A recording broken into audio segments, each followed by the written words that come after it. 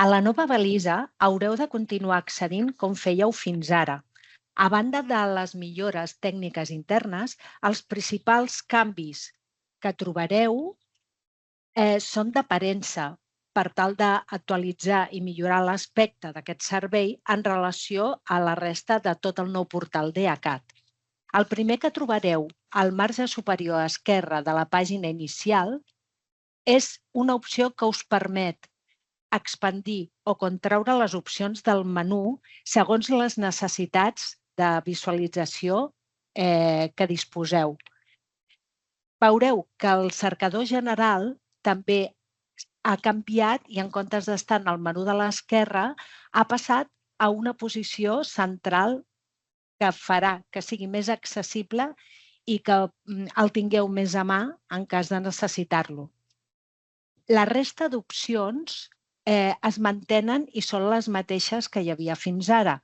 L'única cosa és que s'han millorat aspectes de visualització, com comentàvem. Per exemple, a l'apartat de configuració, el que s'ha fet és aglutinar les antigues opcions que ja existien en pestanyes diferenciades segons tenen a veure amb les opcions pròpies de la balisa, la gestió d'usuaris o la generació de grups de destinataris que em puc crear de cara a facilitar-me la gestió de la meva balisa.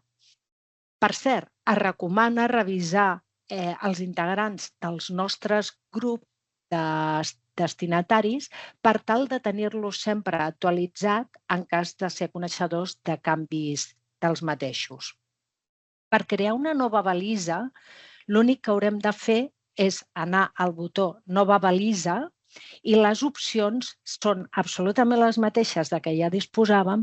L'única cosa és que podem contraure i expandir les opcions que ens permet la balisa.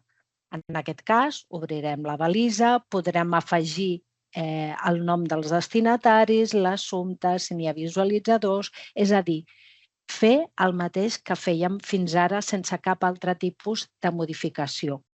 La resta d'opcions disponibles al menú us possibilitaran la gestió del dia a dia de les vostres balises i d'aquelles altres a les que tingueu accés com a col·laboradors, com fins ara.